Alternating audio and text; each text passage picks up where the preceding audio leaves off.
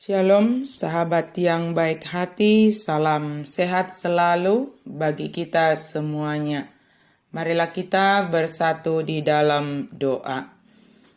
Kami memuji memuliakan Engkau ya Allah yang Maha Kuasa, yang senantiasa mengasihi dan memberkati kami di dalam kehidupan kami. Kami boleh ada hingga saat ini Tuhan, hanya karena kasih karunia-Mu. Amin. Firman Tuhan bagi kita hari ini dari 1 Korintus 15 ayat 10. Tetapi kasih karunia Allah aku adalah sebagai aku ada sekarang. Dan kasih karunia yang dianugerahkannya kepadaku tidak sia-sia. Sebaliknya, aku telah bekerja lebih keras daripada mereka semua, tetapi bukannya aku, melainkan kasih karunia Allah yang menyertai aku. Alai nadiau nuaing sian asi ni rohani de batado, ubain na dapot. Jaladang namagopo asi ni rohana natuawi. Ay gumodang do nahu ulahon sian nasida saluhutna alay dada au tahe asini rohani debata natua wido. Kasih karunia Allah yang menyertai aku. Emena masak digaga ursa ya ina masa ima diula. Istilah ini menggambarkan apa yang umumnya dilakukan atau disukai oleh orang banyak, maka yang lain ikut melakukannya. Dalam hal yang baik dan benar, hal yang demikian sangatlah baik kita lakukan. Tetapi jika hal yang salah, janganlah kita ikut melakukannya walau semua orang telah tergoda untuk melakukannya. Misalnya saja ketika orang beramai-ramai memanfaatkan waktu liburan berwisata. Boleh-boleh saja kita ikut berwisata, tetapi jangan beramai-ramai pula kita membuang sampah sembarangan, sehingga kehadiran wisatawan yang banyak hanya meninggalkan sampah yang mencemari lingkungan. Hal baik dan benar yang dilakukan banyak orang perlu kita teladani, tetapi hal buruk bahkan yang mendatangkan dosa, janganlah kita ikuti. Sebagai seorang Farisi yang sangat giat, Paulus merupakan musuh orang Kristen sebelum dia bertobat. Karena itu ia merasa tidak layak disebut Rasul Kristus. Meskipun tidak diragukan bahwa Paulus adalah yang paling berpengaruh di antara para rasul, setelah pertobatannya, Paulus itu sangat rendah hati.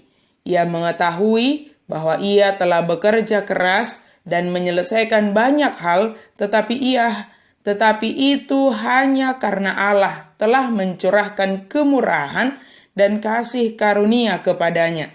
Kerendahan hati yang sesungguhnya bukanlah meyakinkan diri bahwa kita tidak berharga, melainkan menyadari pekerjaan Allah dalam diri kita, itulah yang disebut dengan kerendahan hati. Kerendahan hati adalah memiliki perspektif Allah tentang siapa diri kita dan mengakui kasih karunia-Nya dalam mengembangkan berbagai kemampuan, berbagai talenta yang ada pada kita, sehingga itu menjadi tidak sia-sia. Paulus menulis bahwa ia telah bekerja lebih keras daripada para rasul lainnya. Ini bukan sebuah ungkapan kesombongan, karena ia mengetahui bahwa kekuatannya berasal dari Allah dan bahwa sesungguhnya tidak penting siapa yang bekerja paling keras. Karena kedudukannya yang menonjol sebagai seorang Farisi, pertobatan Paulus menjadikan dia objek penganiayaan yang bahkan lebih besar dibandingkan para rasul lainnya. Jadi ia harus bekerja lebih keras untuk memberitakan Injil Kristus. Pekabaran Injil yang dilakukan oleh Paulus walau menghadapi banyak rintangan dan penderitaan dianggap sebagai kasih karunia Allah. Semua hal yang dilaluinya adalah sebagai kesempatan untuk memberitakan Injil keselamatan di dalam Yesus Kristus. Paulus tidak menyombongkan kemampuannya, kekuatannya, dan pengetahuannya.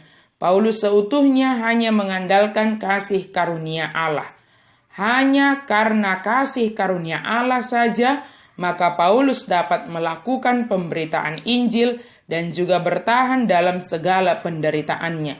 Jika bukan karena kasih karunia Allah yang menyertainya, mungkin saja secara kedagingan dia bisa menyerah. Pertobatan Paulus membawa dia menghidupi dan merasakan penyertaan kasih karunia Allah dalam hidupnya. Sahabat yang baik hati, demikianlah dengan kita, bahwa hidup kita adalah hanya karena kasih karunia Allah semata. Kita boleh menerima Injil dan boleh merasakan kehidupan hingga saat ini adalah hanya karena kasih karunia Allah yang menyertai kita.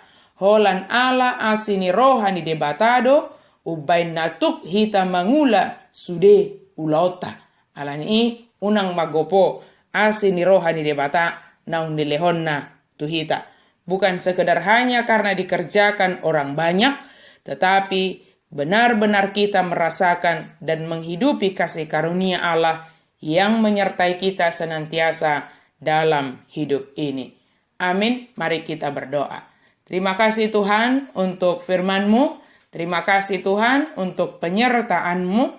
Izinkan kami Tuhan untuk merasakan, menghidupi kasih karunia Allah di dalam hidup kami, dan kami boleh menyaksikan penyertaan Tuhan senantiasa di dalam hidup kami hingga akhir zaman. Dalam nama Yesus kami berdoa dan bersyukur. Amin.